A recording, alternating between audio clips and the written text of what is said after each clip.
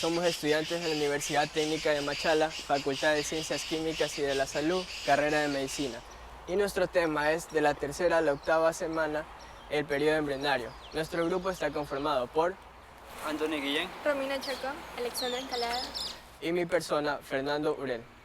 En nuestra exposición abarcaremos el siguiente contenido: gastrulación, neurulación, tubulación, derivados de la capa germinal ectodérmica, células de la cresta neural, derivados de la capa germinal mesodérmica, derivados de la capa germinal endodérmica y las consideraciones clínicas.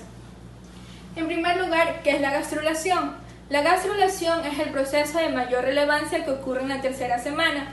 Este empieza con la formación de la línea primitiva, que en su extremo cefálico tendrá el nódulo primitivo. Aquí podemos observar al epiblasto y al hipoblasto.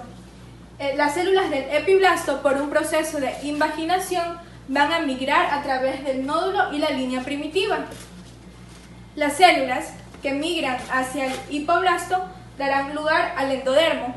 Las células que permanecen en el epiblasto representarán al ectodermo y las células que se sitúan entre estas dos capas son el mesodermo intraembrionario. Durante la tercera y la cuarta semana, en el ectodermo se va a dar el proceso de neurulación para la formación del tubo neural. Casi al mismo tiempo, en la capa del endodermo se va a dar la tubulación. Es decir, el endodermo se va a ir enrollando hacia abajo para formar el tubo intestinal. De esta manera, el embrión va a estar formado por un tubo sobre otro tubo, el tubo neural o dorsal y el tubo intestinal o ventral.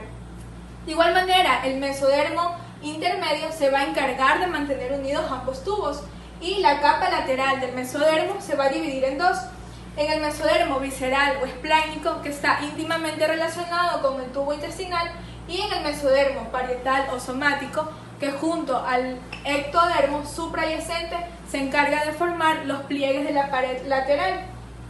Como ya mencionado anteriormente, la neurulación es el proceso mediante el cual la placa neural va a dar lugar a la formación del tubo neural. Aquí podemos observar una imagen de una vista dorsal y una imagen de una vista transversal de la formación del tubo neural. Este empieza con el alargamiento de la placa neural y sus bordes laterales se van a ir elevando, como podemos observar aquí, para formar los pliegues neurales. La región de media deprimida es el surco neural y la fusión se realiza en la región caudal en el quinto somita. Mientras la fusión no esté completa, la región cefálica y la región caudal del tubo neural se va a comunicar con la cavidad amniótica mediante el neuroporo anterior o cefálico y el neuroporo posterior o caudal. El neuroporo anterior se va a cerrar en el día 25 en la fase de 18 a 20 somitas, mientras que el neuroporo posterior o caudal se va a cerrar en el día 28 en la fase de 25 somitas. Continuamos con la regulación molecular de la inducción neural. La inducción neural va a estar regulada por el factor de crecimiento de los fibroblastos junto a la inhibición de la proteína morfogénica ósea. El factor de crecimiento de los fibroblastos regula a la anogina, cordina y folistatina, que estas a su vez inhiben a la acción de la proteína morfogénica ósea. En esto juega un papel fundamental el ácido retinoico, que se encarga de regular la acción de los genes de homosecuencia. A continuación, los derivados de la capa germinal ectodérmica. En términos generales, la capa germinal ectodérmica va a dar origen a órganos y estructuras que mantendrán contacto con el mundo exterior. Podemos decir que son el sistema nervioso central, el sistema nervioso periférico, el epitelio sensorial que conforma el oído, nariz y ojos, la epidermis, las glándulas subcutáneas, las glándulas mamarias, la hipófisis y el esmalte de los dientes. Como mi compañera explicó anteriormente, los pliegues neurales se elevan y se fusionan y formarán la cresta neural, las cuales pasarán por una transición epitelio-mesencamatosa. Las células de la cresta neural estarán alrededor del tubo neural, las cuales migrarán por dos vías. La vía dorsal, que cruza la dermis y entra por el ectodermo por orificios de la lámina basal, que producirán los melanocitos de la piel y los folículos pilosos de la piel. La segunda vía va a ser la vía ventral, que pasará por la mitad anterior de cada somita el cual se convierten en los ganglios sensoriales, las neuronas simpáticas y entéricas y las células de Schwann. En general, los derivados de la cresta neural tenemos el tejido conectivo y huesos de la cara y del cráneo, al igual que los ganglios de los nervios craneales, las células C de la glándula tiroidea, el tabique icono-truncal del corazón, los odontoblastos, la dermis de la cara y del cuello, los ganglios espinales que los encontramos en la raíz dorsal, los ganglios preaórticos y de la cadena simpática, los ganglios parasimpáticos y del tubo gastrointestinal, la médula suprarrenal, las células de Schwann, las células gliales, las meninges que los encontramos en el prosencéfalo, los melanocitos y las células del músculo liso de la cara y del prosencéfalo. Bueno, yo les voy a hablar sobre lo que es los derivados de la capa germinal mesodérmica. Esta va a constar de la línea media, que dice que a los lados de la línea media va a tener una lámina delgada de tejido laxo. Las células que se encuentran cercanas a esta lámina delgada van a proliferar en el día 17, entonces van a dar a la formación del mesodermo paraxial, continuando con el mesodermo de la placa lateral. Entonces, una vez formada lo que es el mesodermo de la placa lateral, va a dar la germinación de lo que es las dos nuevas capas, que es el mesodermo parietal y el mesodermo visceral. El mesodermo parietal que va a ver lo que son los amnios y el mesodermo visceral que va a ver lo que es el saco vitelino. Les voy a hablar lo que es también el mesodermo paraxial, que es el inicio de la tercera semana, se da la formación de lo que son los somitómeros, o sea, es decir, el mesodermo paraxial se va a organizar y se va a formar lo que son somitómeros. Entonces, en la región cefálica se la va a conocer como neurómeros, y de occipital en sentido caudal los somitómeros se van a transformar en lo que son somitas.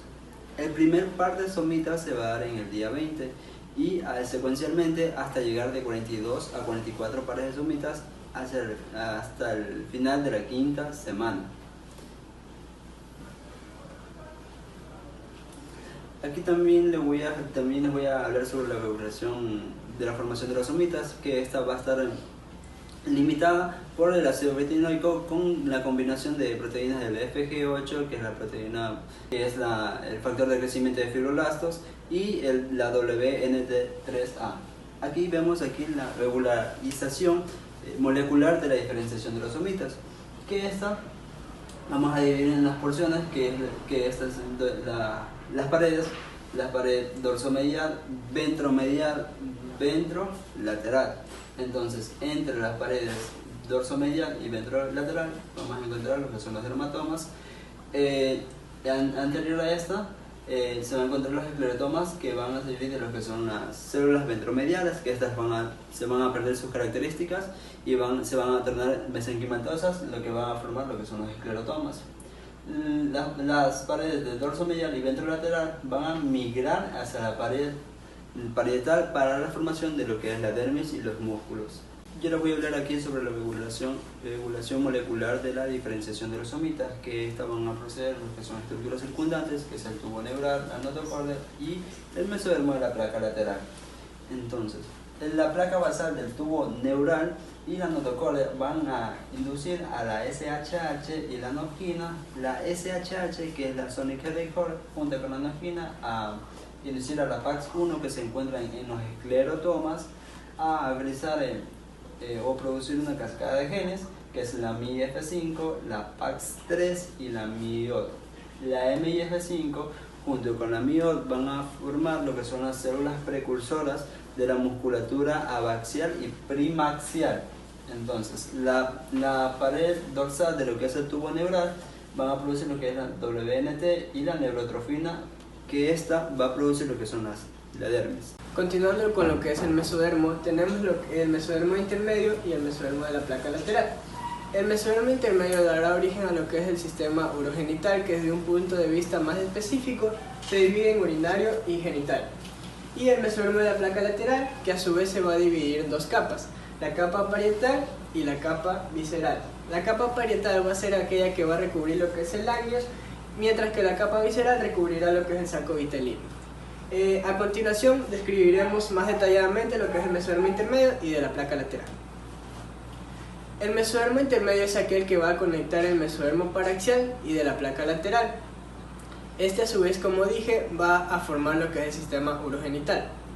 En la región cervical y torácica superior se van a encontrar células segmentadas que van a dar origen a lo que son los futuros nefrotomas, mientras que en una región más caudal se va a encontrar una masa no segmentada que se va a denominar cordón nefrógeno.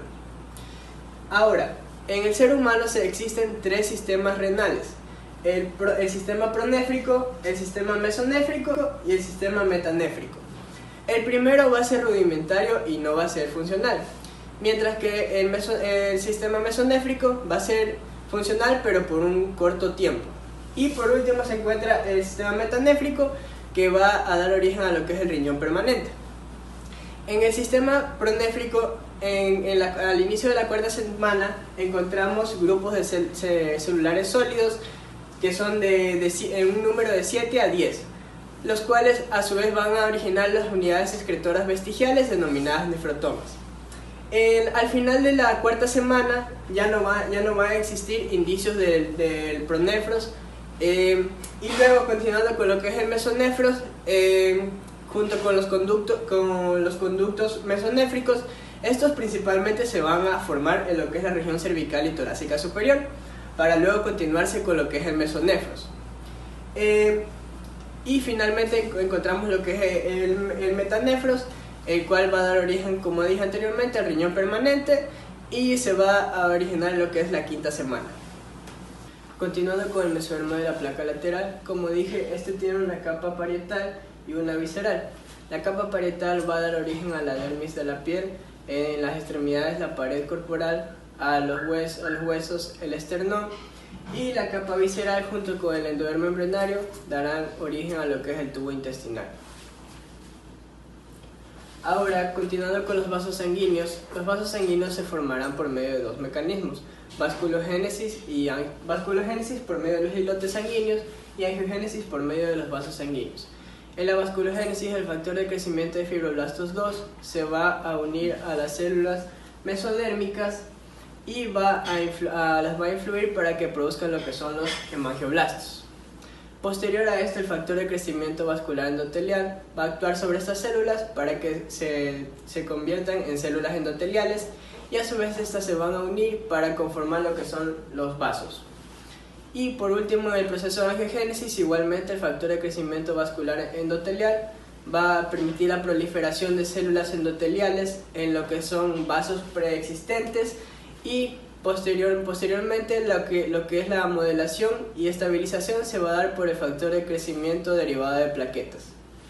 Bueno, aquí tenemos lo que son los derivados de la capa germinal endodérmica, el principal sistema va a estar el tubo gastrointestinal.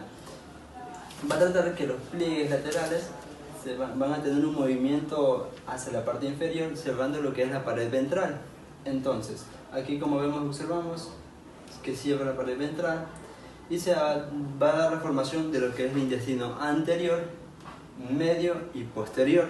El intestino medio se va a comunicar con lo que es el saco vitelino por medio del conducto vitelino. El extremo cefálico del intestino anterior se va a dar una limitación temporalmente por la membrana bucofaringea, y lo que es el intestino posterior, una limitación temporal por la membrana cloacal, que esta va a separar lo que es el conducto del ano con el proctodeo. Y aquí tenemos los derivados de la capa germinal endodérmica: el revestimiento epitelial del aparato respiratorio, el parénquima de las glándulas tiroides, paratiroides, hígado y páncreas, el estroma reticular de amígdala del timo, el revestimiento epitelial de la vejiga urinaria, de la uretra, y el revestimiento epitelial de la cavidad timpánica y del conducto auditivo. Para finalizar, tenemos las consideraciones clínicas presentes durante esta etapa del desarrollo. Estos son los defectos del tubo neural y los hemangiomas capilares. En los defectos del tubo neural encontramos la anencefalia y espina bífida, que a su vez puede ser de dos tipos, meningocele o mielomeningocele. Podemos decir que los defectos del tubo neural se producen cuando no hay un buen cierre del tubo neural. Si eso ocurre en la región craneal, la cual no se formará una mayor parte del cerebro, la conoceremos como anencefalia. Pero si eso ocurre en la región cervical hacia la región caudal, la conoceremos como espina bífida. Ese se reparte en meningocele, la cual tendrá un saco o quiste que va a comprometer el líquido cefalorraquídeo, pero no comprometerá los nervios de la médula espinal. Pero la mielomeningocele es igual, tendrá un saco o quiste, pero ese comprometerá el líquido cerebroespinal como también su tejido y también dará un daño a los nervios de la médula espinal. Podemos decir que esos efectos del tubo neural han disminuido con la toma de ácido fólico. En las mujeres primigestas se dará la toma de 400 microgramos diarios 3 meses antes y 3 meses después. Vale recalcar que en el caso de que la mujer haya ya tenido un embarazo, que haya sufrido espina bífida o presente antecedentes familiares con esta enfermedad, la dosis tendrá que cambiar a 4.000 microgramos 3 meses antes y durante todo el embarazo. Por último tenemos los hemangiomas capilares. Los hemangiomas capilares son estructuras densas de vasos sanguíneos capilares que están presentes en la mayoría de los tumores en la infancia. Estos se dan en un 10% de los embarazos. Los hemangiomas capilares afectan por lo general a las estructuras craneofaciales. Las lesiones faciales pueden ser focales o difusas, siendo estas últimas las que tienen mayor complicaciones, que pueden ser ulceraciones, cicatrices u obstrucción de las vías respiratorias en el caso de que sean hemangiomas mandibulares. Por último, podemos acotar que el factor de insulina tipo 2 puede ser uno de los causantes de estos tumores.